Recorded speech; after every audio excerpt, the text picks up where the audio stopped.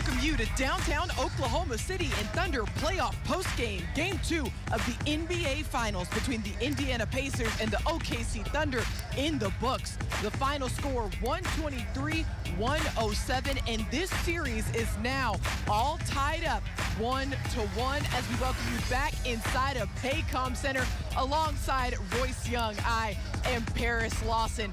And after an emotional Game 1 loss where the Thunder fell by just 1 point after leading by as many as 15 right here inside of this building, this Thunder team has done what they've done all season long. That's get back to baseline, get back to 0-0. And what we saw here today, it wasn't an overreaction. It was just the Thunder playing Thunder basketball. Perfectly said, Paris, because, you know, after what happened in Game 1, I mean, I'm sure everybody in Oklahoma or beyond walked around, they saw their friends the next day, and everybody's reaction was just kind of the same as, you know, that was a gut punch of a game with the way that the Thunder controlled Game 1 and the way that the Pacers were able to come and take it at the final buzzer with Halliburton. And for this young team to have to be the ones that sat in that, I mean, for 48 hours, the 2 days off made it very challenging to be able to move on from that game because you just had to think about it and replay the shots in your head, replay the moments. But this team, as we've seen, like you said, Paris, Mark Daignault said it as well, this is the type of team that you can really believe in the fact that they are going to get back to baseline, going to get back to zero. They have that uncommon nature about them, that uncommon maturity. And we saw it basically from tip-off. They looked like themselves. They started playing the game. They got into the flow of the game. They were not carrying with them what happened in Game 1. They focused on Game 2. They were where their feet were. That's something they always talk about, and they thoroughly won Game 2. Now, you'll see the final score of this game. You'll see that the Thunder had this double-digit victory. But for the first 12 minutes, this was a very tightly contested contest. Back and forth between the Thunder and the Pacers in the first quarter. But Royce, that second quarter, Oklahoma City really punched down the door and started to walk away with this one. Got some of their transition opportunities to go and really kind of got into the flow of the game, stacking stops, defense to offense there. There was a couple key moments in that second quarter, too, where the Pacers, I think they went on a 9-0 run. Yes. And it really kind of felt like, uh-oh, here comes the tension again. And the Thunder called timeout, got a Shai bucket, got a Caruso three, and just punched right back. Those types of sequences in a game, especially of this magnitude, just emotionally, I think count for a lot more than the 5 to 7 points or whatever it was that they ended up with.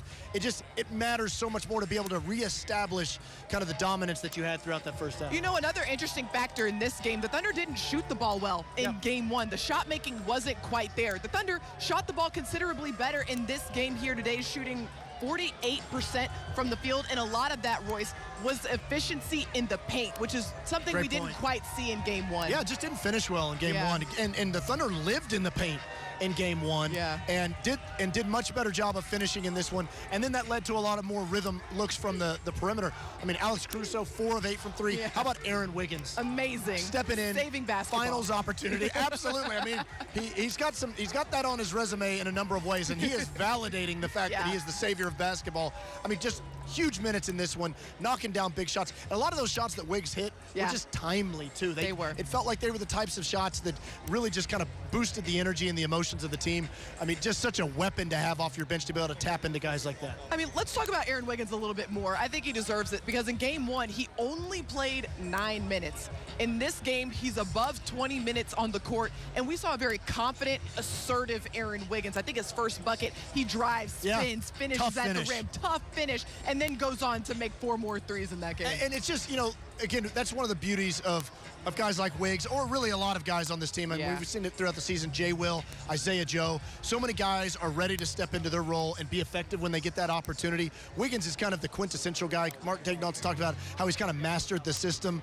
And so much of what we saw from Wiggins tonight was just that body of work put in, that he's really trained that muscle all season long, that some nights he's a 30-minute guy, some nights he's a 10-minute, and it all stacks up to a game like this where he seizes the opportunity. Game 2 of the NBA Finals, brightest lights in the sport, and he comes up huge. Well, the Thunder absolutely dominated in terms of bench points tonight. Another guy who had a big impact on that, Alex Caruso. And how about this? Our very own Nick Gallo caught up with him right after that buzzer. Let's listen in. Alex, the defensive tone on the things that you guys prioritize, namely transition in the paint, it was there from the very beginning. Tell me about that aspect of what you did defensively to get this job done. Yeah, I think we had a lot of the same effort we had in the first game, just a little more concentration on a couple plays and finishing possessions. That being said, we still weren't perfect. You know, there's still rooms for us to grow and be better, especially finish out possessions, rebounding the ball. But, you know, hats off to the team for coming back and responding. How about the angles on the attacks tonight? It just felt like at the rim, everybody was sharper, much cleaner on the two-point shots and everything in the paint. Yeah, we just try to put our head down and really be forceful. You know, really get to the rim, and we did a good job of not forcing it when there was too many bodies in there. You know, spraying for open shots, and then playing downhill in transition.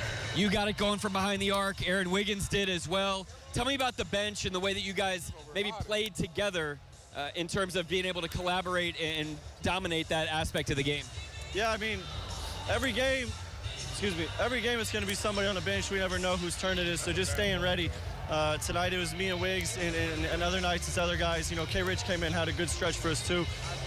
We just stay ready. You know, our number's gonna be called at some point, so just staying ready. All right, thanks, Alex. Congrats on the win. Thanks, Nick.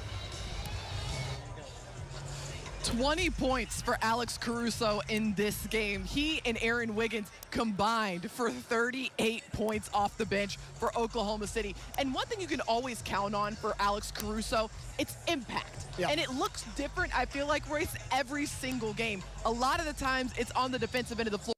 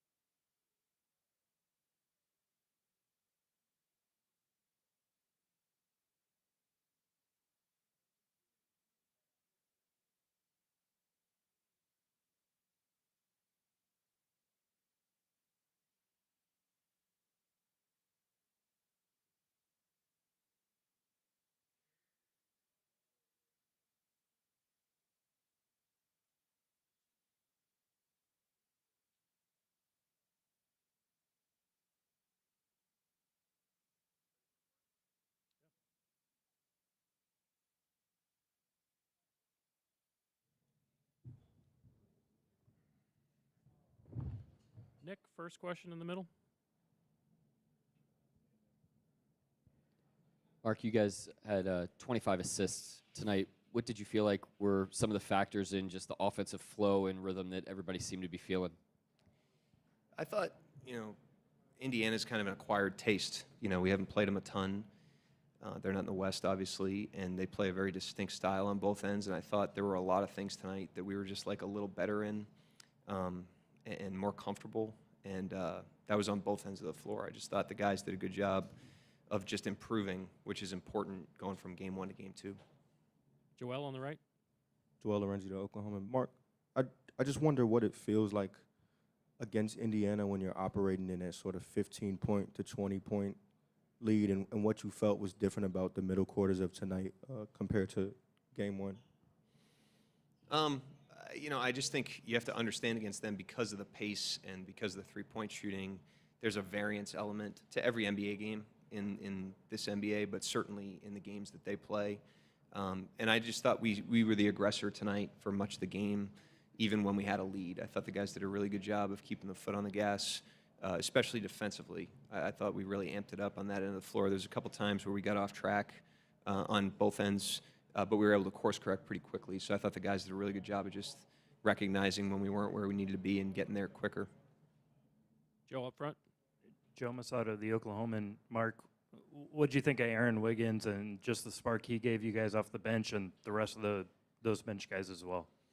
Yeah, they were huge tonight. He was huge tonight. I give him a lot of credit because he was a huge part of our success this season. And in the playoffs, his role's been variant night to night, but he hangs in there. He was huge in the Game 4 win at Denver in that series, and he was massive tonight. Went in there with great confidence, didn't go in until the second quarter, and just dove right into the game. So great professionalism, great readiness, and a huge performance for us, in that situation. Jenny? Mark, Jenny Carlson with the Oklahoman. Obviously, there was a stretch there in the fourth where Tyrese kind of gets going. But you guys, through 3+, just really held him in check. It seemed like he maybe wasn't getting the ball to teammates, wasn't rebounding maybe as much as he did in the first game. Was that part of maybe keeping him at bay as long as you did? What did you like about your defense on him? Yeah, they're not the type of style where you're just like keying on one player, just because of the way they play. And so they're a more conceptual team, and you have to be kind of a conceptual defense against them. And if you do that, I think it has a downstream effect on everybody against them. And so I thought we were able to do that tonight. I thought, like I said to Nick's question, the guys just really improved in a lot of subtle areas, from game 1 to game 2, which is what you have to do in a playoff series to stay ahead of the series. Barry over here, second row. Yeah, Barry Trammell, Tulsa World. You played your bigs differently today in terms of the rotation. What did you like about the way Chet and Isaiah played separately and together? They were both really good in both situations. I thought both of them gave us huge lifts on both ends of the floor. That was one area where we improved tonight, was our pick and roll coverage against their bigs. They're a different look because of the rolling, the popping, just the way they play. And I thought one area that we really improved was on the defensive end in that area of the game, and they both were great. I thought Chet in particular, he obviously had a rough offensive night in game 1. As always, he rose back up and was really, really good. Fred Katz from The Athletic. I'm curious how you felt like your offensive process changed from game 1 to game 2, and specifically in just getting into your sets a little earlier. It seemed like you guys were a little more urgent getting into sets earlier in the clock, and how you feel like that affected you guys offensively tonight. Yeah, they're a very distinct team. They're not just like a vanilla team. They play a very distinct style. It's part of their effectiveness. And it's both ends of the floor. They have an offensive reputation. They've been kind of branded as an offensive team, but they have a defensive identity as well that's predicated on pressure and perimeter physicality.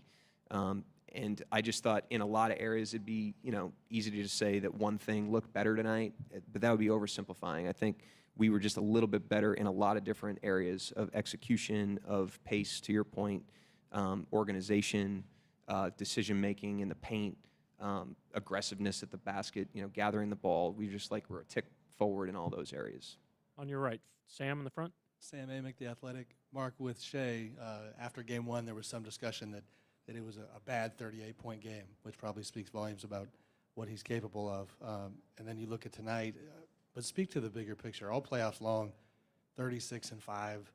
He's kind of creeping up the history charts when it comes to the impact and his ability to meet this moment. Yeah, unsurprising at this point. It's just kind of what he does. He just continues to progress and improve and rise to every occasion that he puts himself in and that we put ourselves in. And I thought, his floor game tonight was really, really in a great rhythm. I thought everyone played better individually, and I thought we played better collectively, and I thought that was just a byproduct. I give the team a lot of credit because that's a long 48 hours when you lose game one like that, coming into game two. And the guys did a great job of just focusing on what we needed to do to stack to a win tonight, and that's how we got it. So that was individual players, collectively, offense, defense, everything. Dan, over here on the third row on the left. Dan Devine, Yahoo Sports. Along those same lines, Jalen, 19 points, 5 of 14 shooting, but the impact overall seemed to be here from them. I'm just wondering what you're seeing in terms of the shots he's getting and then his overall floor game, the impact of that.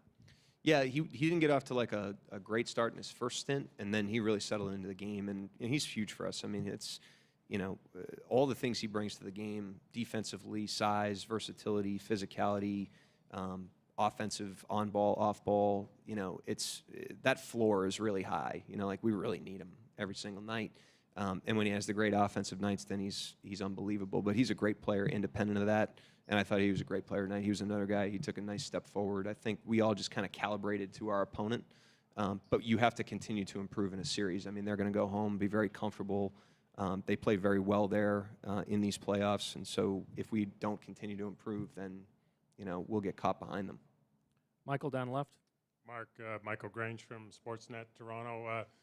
I think Shai had 6 assists assists to 6 different players for 3, and fairly critical game, obviously. And what does it say about the kind of trust that exists between him and vice versa in a situation like this, that he's willing to get off the ball and let other guys kind of step up and help? Yeah, I mean, that's been a mark of his whole season. I think that's an area. The scoring and the efficiency obviously gets a lot of shine, but he's really steadily improved as a playmaker, and he's been doing that for a long time. I thought in game one, like I said, it was as much to do with us calibrating to the opponent and the style, which was very different from really what we've seen in these playoffs. And I thought we did a good job of that tonight. But again, we have to continue to evolve in the series. Indiana's going to do that, and we need to do that individually and collectively. John in the middle. Yeah, John Hollinger from The Athletic. Mark, even while keeping the same starting lineup, it seemed as you got into your bench, you stayed much bigger at the 2, 3, 4 than you were in game one, and I was wondering what went into that decision. Yeah, I mean, just the feedback from game one. Like we had regular season games that we studied, and we studied their games leading into this, and then we threw out what we threw out in game one. I thought there were a lot of good things in that. I also thought we could push a little bit in terms of size tonight, obviously with the way that we went. So it takes discipline, but we try to really use these early games in the series to learn, what our options are and what our trade-offs are, and not assume anything. And that was the intent tonight, is just to get a little bit more information. Now we have it. We'll apply that as we move forward in the series. Last question in the back center.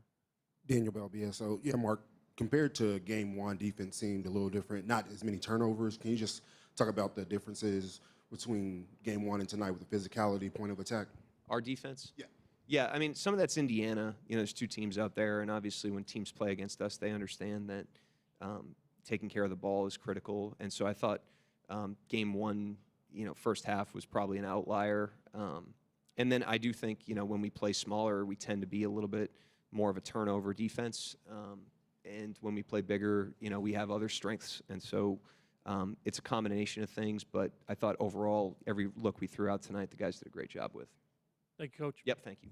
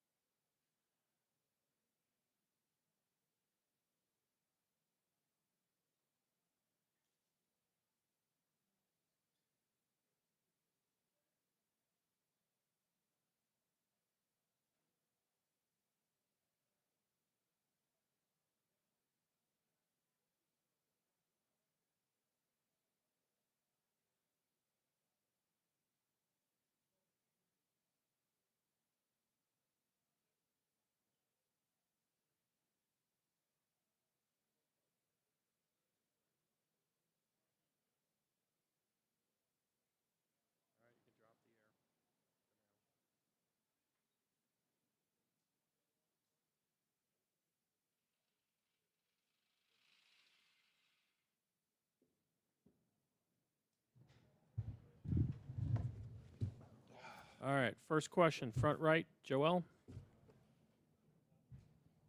Joel Lorenzi with the Oklahoman. Shai, I just wondered in these 2 games what you've learned about what it sort of takes to operate with a 10 to 20 point lead against Indiana, and what you felt maybe was different about the middle quarters tonight than the other night. You have to stay focused on the task at hand. Now, whatever that may be for your team and how you want to attack them or go about the game plan, but you have to lock in and stay focused. And even tonight, we've had some moments of slippage. Now, you're not going to be perfect out there ever, but it goes without saying, like, to make it this far into the season, it's going to take supreme level of focus to reach the ultimate goal. And they're a display of that to the highest form. Like, they play a full 48 minutes, and you can't just throw the first punch. You got to try to throw all the punches all night. And yeah, that's what we did. We threw enough punches tonight to get a W. Joe, next. Joe Masato, the Oklahoman. Shai, what do you think of the minutes that Aaron Wiggins gave you guys off the bench and just his shot making in this one? Yeah, big time. He, it's impressive to me. Like, he's been exactly who he's been all year throughout the playoffs. Like, sometimes he gets 20 minutes, sometimes he gets 2 minutes, sometimes he gets 10. Like, it's all over the place, and no matter what, he finds a way to impact winning for us. And you need it in the biggest moments. No one-man show can win you an NBA championship. And for him to rise to the occasion and just be who he's been in the biggest moment of his basketball career is it's pretty gutsy. It says a lot about the competitor and the man he is. So hats off to Wiggs. Dan over here on the left. Dan Devine, Yahoo Sports. First quarter, pretty tight, only a couple of possessions separation. Then you go off on that big run in the second quarter. I think it was 19-2. Just what did you see? What was going on during that run to allow you to establish that separation? And did that kind of feel like you guys play into your identity, maybe more than you were able to in game one? Yeah, we got stops. We ran. We capitalized on our opportunities. We just strung it together. And I think we strung it together more often than we did in game one tonight, especially on the defensive end of the floor. We're going to go Nick. Mike's coming over. Shai, I just want to ask you about the offense overall, 25 assists, and it just seemed like you had some of those ball movement plays that we've seen all season long, and why you were able to get to more of that tonight.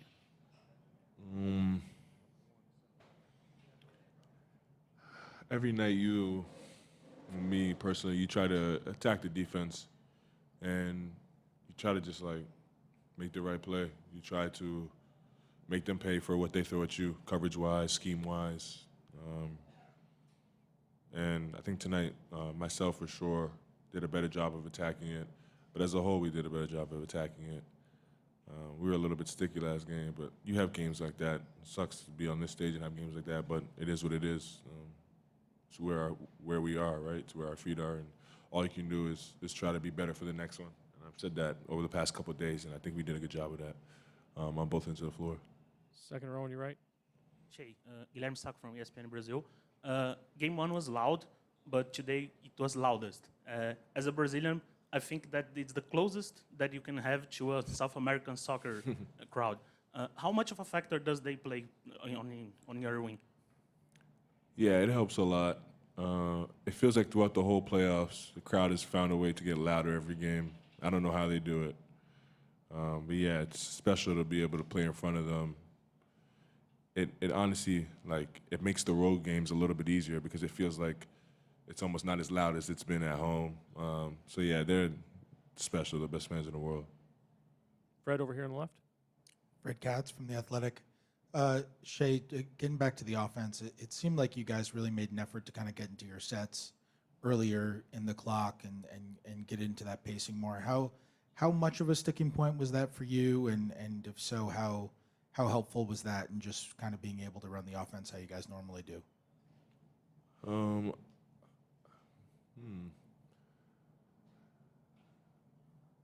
I'm not too sure. That wasn't like something that we try to emphasize going into the game. But I think we just had a better flow to us tonight offensively, more in rhythm. And I think that is definitely a product of it. You give yourself more time through a possession, you can work it more. not something we tried to specifically do, but stuff like that definitely helps, the little things. Fourth row on the right. Valencia King, Real Talk Sports. Shai, I heard you mention having an extreme level of focus tonight. As you guys head into Indiana, I know the word momentum gets tossed around a lot. Is there a momentum that you can carry over, or is it a reset? Every game's a reset, especially at this stage in the season. A series looks so different. We've had a series where we lost a game and won the next one by 40. We've had a series where we won 2 in a row by 20 and then lost the next one by 40. So it's like every game's a reset. And basketball reminds you of that. It's very humbling. It shows you that if you don't stay in the moment, if you don't come ready to play, no matter who you are, no matter what you just did, you can get beat and beat pretty bad. And we've learned those lessons, so we should be ready to go. Michael and Sam, last two on the right. Shai, Michael Grange, Sportsnet, Toronto. I mean, what does it say that in a game that's pretty much a very crucial win to get, that I think you had 6 different assists to 6 different three-point shooters, and you know, that you were so willing to rely on your teammates in a situation like this? The way I see it, I have no choice. No one-man show achieves what I'm trying to achieve with this game. All the stats and the numbers, they're fun, but I don't play in space as much as I do without having them out there. I don't get open as much as I do without having the screeners out there, whether it's a slide out or a set. Like, those guys are the reason why we're as good of a team as we are, and I just add to it. So the way I see it, I had no choice. They were ready for the moment, as I knew they would be, and they performed. Sam, last question, front right. Sam Amick, The Athletic. Shai, your 72 points in the first 2 games is an all-time high for a player in his first 2 finals games. Allen Iverson had 71. How does that hit you? And beyond your scoring, because that's not the end of your game, just how do you feel like you are meeting this moment on the final stage? I'm being myself. I don't think I tried to reinvent the wheel or step up to the plate with a different mindset. Just try to attack the game the right way, and I think I've done a pretty good job of that so far. Now, I would trade the points for 2 W's for sure, but you know, this is where our feet are, this is where we are, and you can't go back in the past. You can only try to make the future better, so that's what I'm focused on. Absolutely. Thank you, Shai. Wiggins will be right up.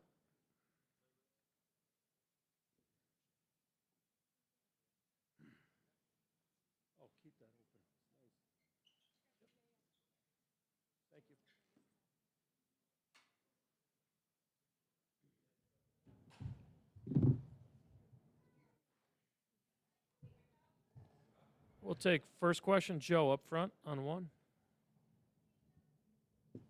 Joe Masato, the Oklahoman. Aaron, throughout your career here, you've talked about always being ready no matter what role you were put in. What was it like just to have this performance tonight in an NBA Finals game for you? Yeah, I mean, it was cool. You know, just try to go out there, contribute to the team, help put us in a position to win, and got hot. The guys kept finding me, so just stuck with it. Aaron, Michael Grange, Sportsnet, Toronto. You know, a critical must-win game, and Shai was really looking for his teammates, found you and I think 5 or 6 other guys, 4 open threes. What does it say about the trust he has in the group that he goes to work with? Yeah, I mean, it just shows his willingness to, you know, create for other guys. Obviously, everybody sees the points and, you know, how easy it may be for him to, you know, go out there and get 30, 40 points. But you know, when he's out there sharing the ball and getting other guys involved, that's when our team is, you know, at our best. So, you know, credit to him just going out there, you know, playing the game the right way and, you know, continuing to just, you know, help put us in good positions. Barry? Barry Trammell, Tulsa World. Aaron, by all accounts, you've handled the up and down minutes pretty well. But internally, how do you deal with it? You can't like it to, you know, not play in a game, play a little. So how do you deal with it, especially when the games get to this big stage? Yeah, I mean, obviously you're not going to like, you know, the downside to, you know, low minutes or, you know, not playing consistently, you know, a lot every night. But it's the NBA. There's a lot of highs and lows. There are other guys who are going through similar things and guys who have just kind of earned their rights. So understanding that, I'm still blessed to be in the NBA and do what I love. And at this level, you can't take it for granted. So just continue to stay ready and take advantage of, the opportunities I get. Nick in the center. Aaron, it may just be instinctual, but part of this whole conversation is your ability to play off of and alongside every single one of your teammates. I think of your threes, 4 of them assisted by 4 different players. What is it about you and maybe your journey that allows you to just be so fluid no matter who you're out there with? Just having learned, I think I've been in every different position. Whether that's having the ball in my hands, being a second, third, fourth option, and, even coming off the bench. Regardless of what's asked for me, I think I've just kind of had experiences.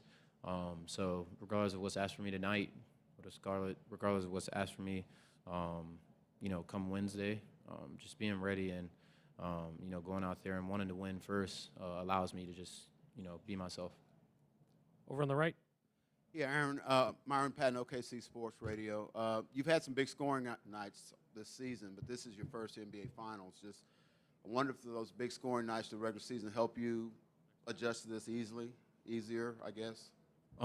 Definitely just, gives you confidence because knowing that, you're capable of and you've done it before, allows you to go out there and play, allows me to go out there, play my game and just play confident, play free. It also kind of just, I think, allows my teammates to trust me and find me at times when I get going. So definitely plays a factor. 4th row on the right. Lindsay King, Real Talk Sports. Thank you for your time. You mentioned just your journey and being ready for the moment. When you think about your hometown, when you first picked up a basketball, how much of your hometown do you carry with you every night when you step out on the court? Yeah, I think about it all the time. Being from Greensboro, kind of, my journey early on, it built me to be grateful and take advantage of the opportunities I get. The teams that I played for and I was kind of like a late bloomer. That just kind of, helped, my journey. It kind of helped me mentally to not be afraid of, regardless of what moment may be in front of me or regardless of what's asked for me. So I always think back, to being at home and, staying grounded. Dan here on the left. Dan Devine, Yahoo Sports. Aaron, you were part of that big 19-2 run in the second quarter to kind of blow the game open. Just what were you seeing in terms of what was allowed you to establish that separation? And the building gets insane, super duper loud when that kind of stuff happens. What does that feel like when you're feeling that game expand like that? Yeah, it feels great. I think we just kind of found a rhythm on both ends of the court. We were able to get stops, get out in transition, hit a couple shots, and once we kind of got going, you could kind of just feel the energy, playing a factor in that. So electric crowd tonight, and, they were a part of, that 19-2 run in that second quarter. Last 2 questions. 3rd row on the left and in the front. Ramon, Deportes en Línea, Dominican Republic. And during the game, you were able to have a lead for 15-plus points. During the third quarter, do you have in your mind that probably Indiana could make the comeback again? Yeah, the game's not over. They did it game 1. So, we've got to close out games the way we did tonight. We've got to make sure that, we don't take our foot off the gas and just continue to play the right way. And we did a good job of that tonight, executing down the stretch and just making sure that we close that game. Joseph Pavone, clutch points. Aaron, we talked about, the big scoring nights you had during the regular season and, coming into this game, or I should say throughout this entire postseason. Is there an ups and downs kind of flow to that in the sense that you're sort of itching to put a performance together like this? Or is it just sort of those, any game, this could happen, and that's your mindset going in? Yeah, win first mentality for me. So not thinking about, how many points I'm going to score or what it looks like. Just want to go out there and play more than anything. So if I score 0 points, but I get 15 rebounds and I'm playing 20 minutes, I'm happy. Not itching to have a big game by any means, just, trying to help the team win. Thank you. Thank you.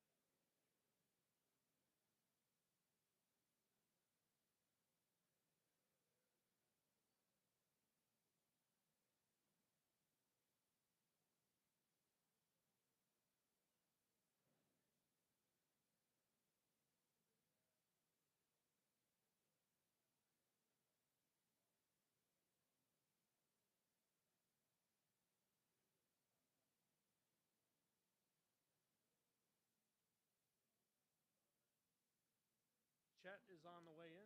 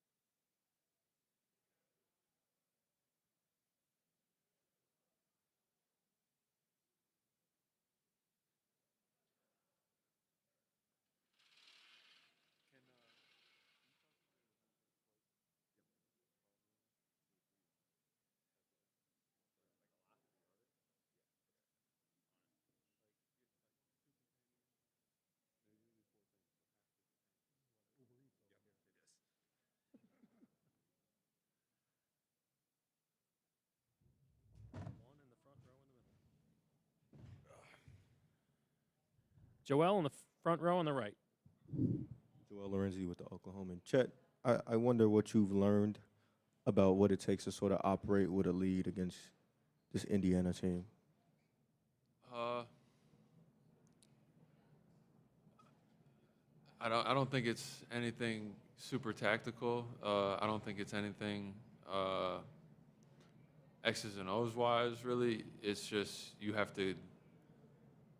You can't play like you're up and just try to run the clock out, because they can put points on the board in a hurry. So you got to try to continue to score with them, and then, keep getting stops on the other end, and not even look at how much time's on the clock. You just got to continue to, try and play like the game's tied. Try to keep winning the game each possession, one at a time, and you can't get caught up playing the score.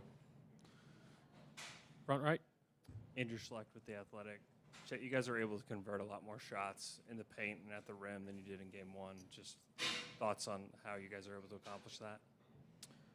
I think we did a good job of being aggressive and then playing more on 2 feet, making some decisions in that mid-paint area, where in last game we were, kind of just putting up those shots. I think we did a better job of finding some better looks, whether it was dunker spacing or kickouts or whatever it might be. I feel like we did a good job of, slowing down in that space. Jenny on the right. Jenny Carlson with the Oklahoman. Hey, Chet, Mark said that Indiana's offense is a conceptual offense and you have to play conceptual defense against them. I know when it comes to Tyrese, you've got to have great on-the-ball pressure with him, but what are the rest of y'all doing, or what did you do tonight to make his job harder, to make their offense, more difficult for them out there? We have to play to our principles. We've been working on them all year. We can't just forget who we are, and then we have to communicate. It's really loud in there, and we wouldn't want it to be any other way. The fans bring us a lot of energy, but you really have to communicate when it's loud, especially when somebody's up guarding the ball. They can't see everything behind them, so they're trusting you to communicate with them. And whoever's guarding the screener, kinda, and whether they're in coverage or something else, they got to trust the people behind them to communicate with them what's going on, and trust that everybody's going to be in the right spots, and then just try and execute over and over. It's a long game. There's a lot of possessions. They're throwing a lot of things out there every possession, so you just got to trust that communication and execution will get the job done. Back left. Anthony Slater with The Athletic. How good did the big-to-big lob feel, especially considering, you guys didn't even go with the double big lineup in game one? I always love playing with Hart, especially when he's throwing lobs up to me. But at the end of the day, it was just 2 points. It's a good play for us, so we got to look for it whenever that situation's kind of given to us. But try to keep emotions out of it. Player who gets really upset between games, and that fuels you if you have a bad game one, or do you just try to shake it off? Oh yeah, definitely. I mean, a little bit of both. You don't want to get so wrapped up emotionally that you can't process, why things happened, good or bad. And then you also have to have a level of care. If you're just like, whatever, I don't think that's good either. So I'd say I have a good middle ground of not getting overly emotional, but also caring enough to try and always be better next game, whether I have a good game or not. Dan on the left, third row. Dan Devine, Yahoo Sports. It seemed like you and Isaiah were both setting ball screens a little bit higher tonight, maybe a little bit closer up to half court. Just wondering what benefits that provides for Shai or for Jada when they're getting downhill.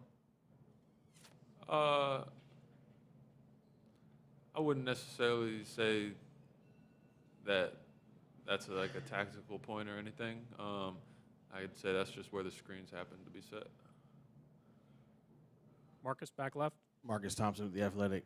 Chet, how would you explain or describe Caruso's energy levels for a 30-year-old man? Don't disrespect our GOAT like that, man. He's one of those guys who is going to bring it every single night, whether he's 22 or 30.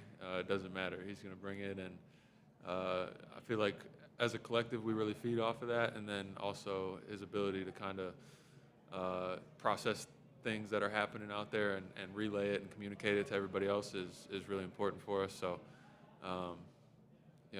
hopefully that doesn't fade away as the years go on. Last two questions. Fourth row on the right. Valencia King, Real Talk Sports. Chet, Mark mentioned how he knew as a collective you guys would improve from game 1 to game 2, but specifically you. When you think about his belief in you, how has he helped you grow, not even just on the court, but even off the court as a player?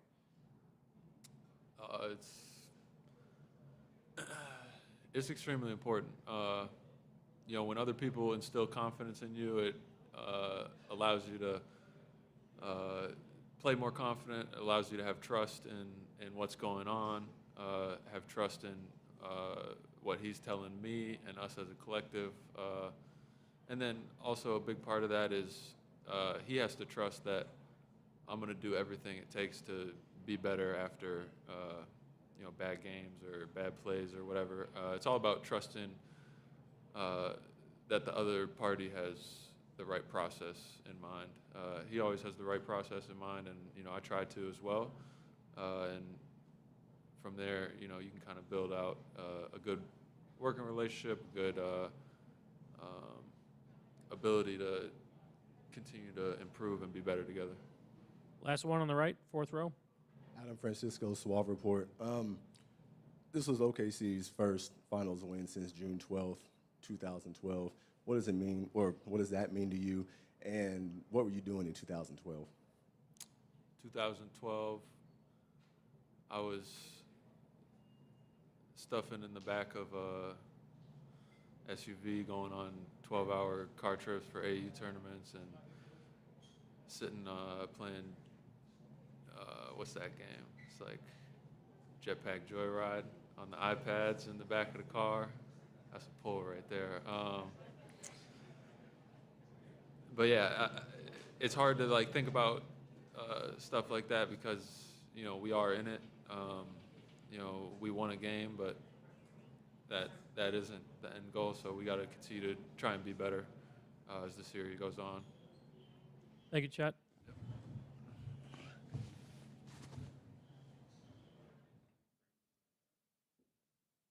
Who we got?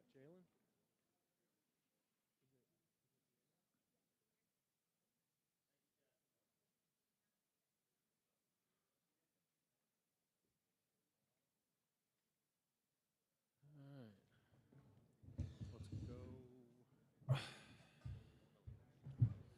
We'll take questions around the room. Please raise your hand. First row, fifth row in the right there.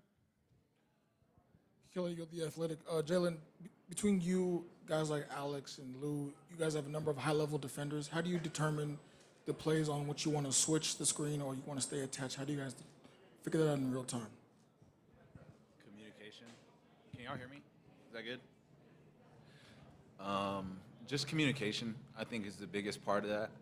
obviously, we have schemes in place, and I don't want to get into too much matchup oriented stuff, but a lot of it is just being physical up until the screen, making sure our communication's early and loud, and that's been kind of the biggest thing. And then from there, like you said, we have really good defenders that can sniff a lot of plays out. So being able to talk it, and I think there's an old saying talk it, touch it, switch it, that kind of thing. So probably in replace of the switch it part, but a lot of it is just being close enough to your man to be able to hear what the coverage call is and do that whole thing. Barry? Yeah, Barry Trammell, Tulsa World. Jalen, I'm sure you got 1,000 things to worry about getting ready for a game 2. Minutes is not one of them. You know you're going to play a big chunk of the game. Aaron Wiggins, not that way. Doesn't know if he's going to play, doesn't know how much. He gets thrown out there and has a game like he has. How much do you respect a guy that can come out and just cold call play like that? It's the hardest job in the league, I feel like. I think it goes underrated. That's a really good question. That goes really underrated. It's really hard to stay engaged and stay ready. And for him to be able to do that on the biggest stage that he's ever played on and have a really good game, he's a very special player. So I always keep that in mind. And yeah, it's a really tough job, and he does it very well. Fred, over here on the left. Jalen, Fred Katz from The Athletic. I'm sure there have been, obviously you've competed against Alex Caruso as an opponent. I'm sure there have been times where drills, scrimmages, whatever, where you guys have been on opposite teams.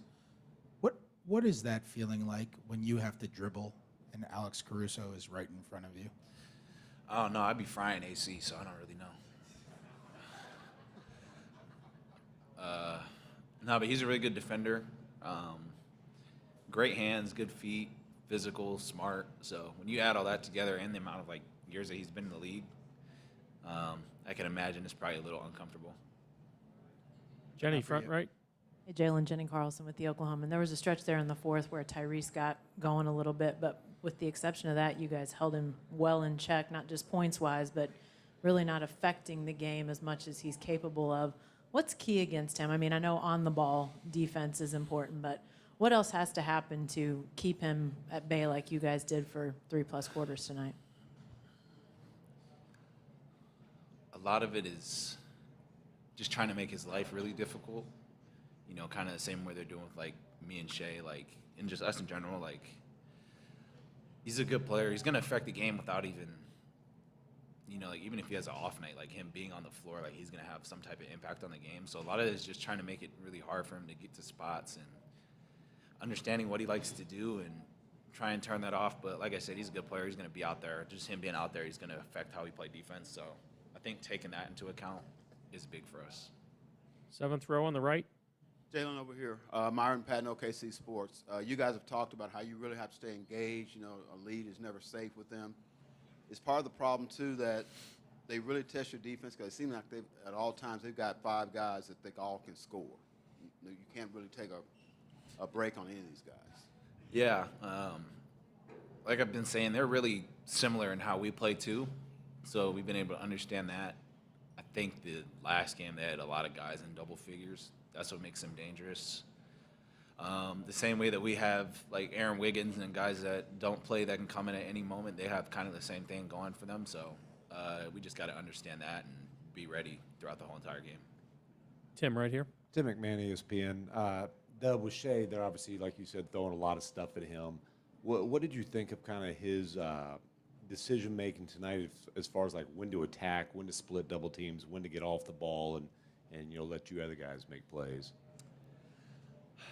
He's just getting better and better, which is very impressive. Obviously, he's the MVP of the league, so for him to continue to get better is good. And then he just trusts us to make plays. So I think when your best player is out there and he trusts you to make a play, it just gives you more confidence, and he understands that. And I think that's one of the roles that he's gotten really good at and something that he's grown at, and it just makes our team better. You guys are able to convert a lot more shots in the paint and around the rim tonight as opposed to game 1. What went into that? Focus. Some of it too is just you got to stick with it. Like basketball, you're gonna have games where you don't make shots. You have bad games where you miss layups.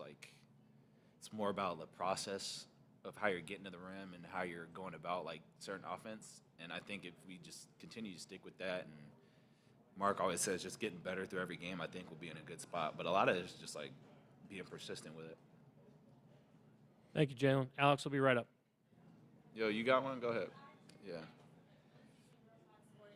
I asked Shai about if the momentum will carry over into Indiana or if it's a reset. He said it's a reset. So I'll ask you, as one of the leaders on this team, how do you guys go into Indiana, reset, and keep that extreme focus?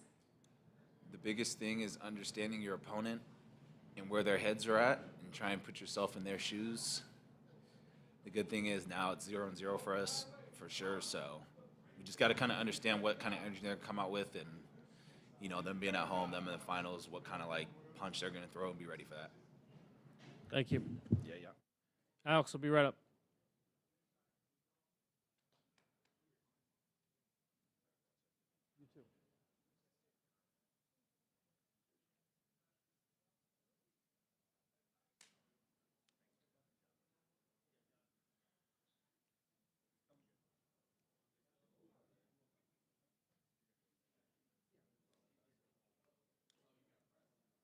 We're good.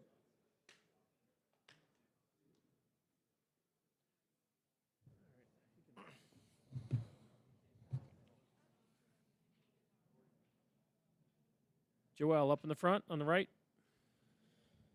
Joel Lorenzi, the Oklahoman. AC, what have you learned through 2 games about what it sort of takes to play with a lead against Indiana, and what sort of urgency did you sense from that group that started the second quarter? Yeah, I mean they're hell bent on playing the way that they want to play for 48 minutes, whether they're up 20, down 20, tie game, early in the fourth, start of the game. They're going to play how they're going to play, and I think that's the test for us this series is, can we withstand their pace and their pressure that they put on us on offense and defense of being physical and trying to play tough on that end, and sustain it for a full 48 minutes. And that's the challenge for us is, can we play at our best for 48 minutes and extended stretches? And even like tonight, we were up 19 or so, and they made a little 6-0 run. Mark called timeout, and then we got right back to playing how we needed to play. That's the test for us. On your right, Jenny. Do what? Yeah, I don't remember specifically start of the second. Was that like our dub, me, Queso, Wiggs? Yeah, we've played that lineup a lot through the playoffs, and Mark went back to it just because, we've had a lot of success. Me and Kaysen do a good job of kind of mixing it up with whoever's the lead guards, and then, Dub has great hands, and then I'm not sure if it was Chet or Hart, but, we just have versatility in that lineup, and it lets Wiggins, let Wiggs get loose a little bit too. Hey, Alex, Jenny Carlson with the Oklahoman. Mark called their offense conceptual. Rick called it an ecosystem. Obviously, Tyrese is the head of all of that. So how do you guys feel like you've balanced tonight, guarding him, making sure you're handling him, but then, were there other things you felt like you did to sort of hold him in check the way you did, especially first 3+ quarters?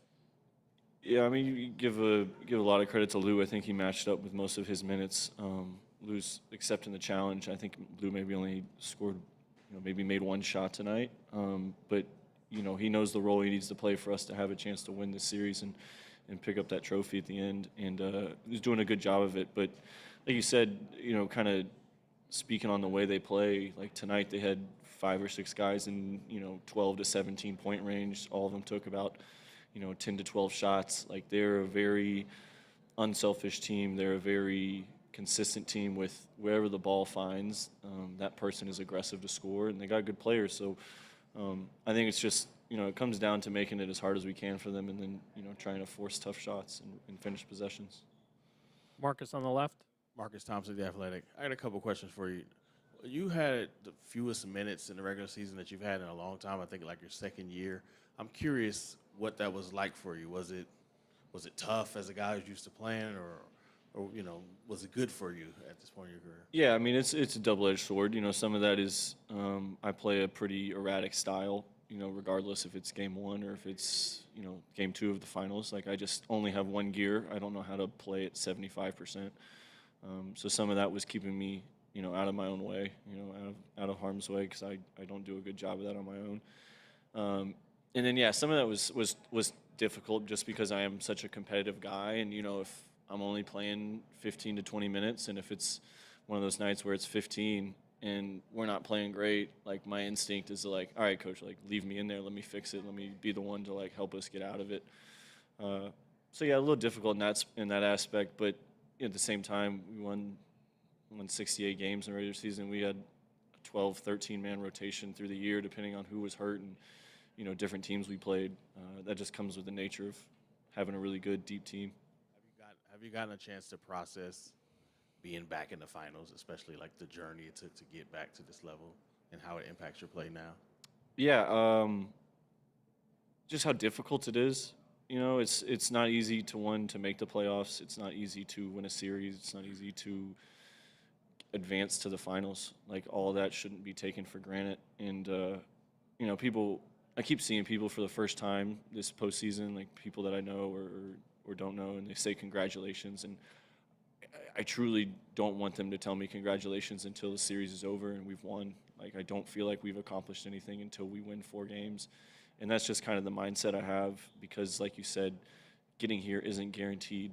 You're not – nobody gets a free pass. Nobody gets an extended welcome. You have to earn it every time, and being here is an accomplishment, but winning it is the real pinnacle. Third row in the center. Hey, Alex, Brett Siegel of Clutch Points. Jalen was just asked about going against you in practice. He said that he tends to fry you a lot. I was wondering if you ever respond to that. Dub's just a very confident individual. I'm not the best practice player. Once I made an NBA roster and I signed a contract, my intensity in practice dropped a little bit. In the game is kind of where it matters now. I think I've earned that spot in my career. So we'll let him have the days in between games. Nick, Alex, I just want to ask you about the offensive process that you felt as a team. You guys had 25 assists, and it just seemed like more of those sort of inside-out ball movement plays that you were able to get to throughout the night.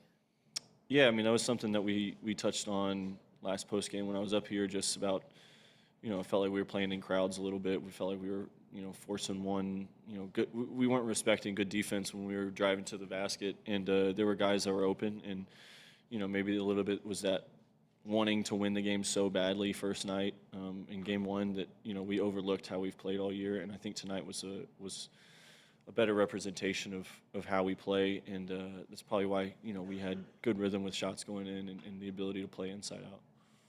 Thank you, Alex. Good. Thanks. This concludes the session in here for tonight. Safe travels to everybody.